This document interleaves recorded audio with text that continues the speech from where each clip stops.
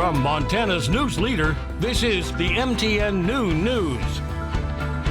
Good afternoon, everyone. Thanks for joining us on your MTN Statewide News this Monday. I'm Jeanelle Slade. Well, today, Vice President Mike Pence will travel to Montana. The rally in Bozeman is expected to start at 3 o'clock and include Senator Steve Daines, Governor candidate Greg Gianforte, and State Auditor Matt Rosendale, who's running for Gianforte's current House seat. Now, the event is free and open to the public. Anyone who wishes to attend must RSVP before it begins. Now, before heading to Montana, Vice President Pence boarded Air Force Two so he can first arrive in Janesville, Wisconsin. This is his second visit to the dairy state this month. Well, after holding his first indoor rally in nearly 3 months, last night in Nevada, President Trump traveled to Phoenix, Arizona.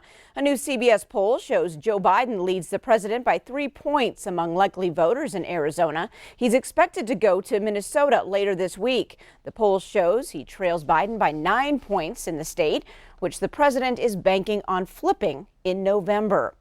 Michael Bloomberg is now committing at least $100 million to help Joe Biden's presidential campaign in Florida. Bloomberg advisors say the former New York mayor and one-time Democratic presidential candidate made the decision after learning that President Trump is prepared to spend millions of dollars to support his re-election effort. Now, right now, Biden is underperforming with Hispanics in the crucial battleground state, and President Trump is currently garnering 50% of the Latino vote in Florida. In western Montana, 2 men are dead and another is in the hospital after a small plane crashed north of Seeley Lake. In the Seeley Lake crash, a pilot from Arizona and his passenger from Seeley both died.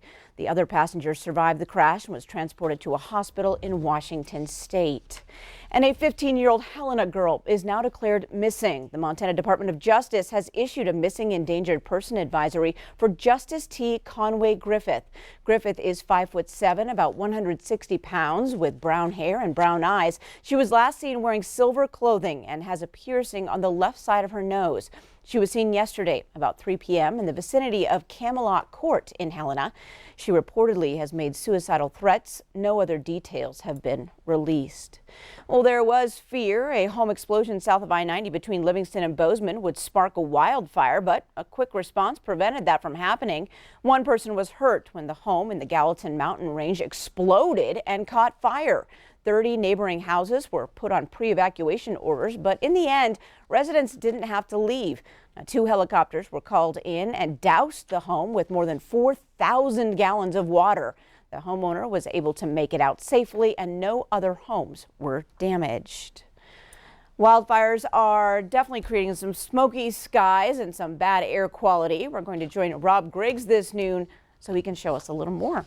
Rob. Yes, Jeanelle, we've got sort of the worst of both worlds to deal with. You know, this late in the year, the summer weather is actually creating some more problems for us right now. Let me show you what's happening. In the short run for northwestern Montana, we already have an air quality alert. The weather conditions, or the air quality is terrible. Red flag fire warnings, which of course involve heat, wind, and low relative humidity across most of the state. Here's with the balance. I'll call it the bad balance. If we have more smoke, it might reduce the fire risk, but it increases the air quality issues. And of course, if we have less smoke, then those winds pick up, it stays dry and hot, and will heat up enough to where very warm temperatures out across the plains will create even more concerns for wildfire. So it's going to be one of those days. We'll have a complete look at the statewide forecast in just a bit. Jeanelle? All right. Thanks so much, Rob. Well, thousands of people living in Gulf Coast states have been told to evacuate as Tropical Storm Sally approaches. It's now expected to strengthen to a hurricane when it makes landfall. People in South Florida have already seen heavy rain and even some flooding. But Sally is gaining steam and will likely hit the New Orleans area. Officials in Louisiana began clearing out jails and nursing homes yesterday afternoon. Evacuation orders are also in place in Mississippi. Well, state health authorities confirmed 2 more COVID-related deaths across Montana today, bringing the state total to 140. One in Yellowstone County, the other victim in Lake County. Now this noon, there are 2,092 confirmed active cases and just over 9,000 active cases across the state. Rosebud County continues to struggle in the battle against COVID-19. 7 new cases over the weekend brings the total there to 295 active cases. That's about 3.3% of the population. And the state also announced the county's 7th COVID-related death this weekend. Well, new confirmed cases out of the Cascade County Jail. Sheriff Jeanelle Slade says of the 400 jail population, there are 37 new positive cases, bringing the total number of active cases to 60. 7 inmates have already recovered. There is 1 detention officer who has tested positive. 10 officers have recovered. Slaughter also says the detention center could see another spike in cases in the coming days. Well, Great Falls High School classes will all be online today and tomorrow. The temporary remote learning comes after additional confirmed COVID-19 cases at the school. Now, the Cascade County Health Department confirmed those cases last night. Due to the timing and requirements for contract tracing, as well as time for adequate sanitation, Great Falls High School will be closed for the next 48 hours, and students will move to temporary remote learning.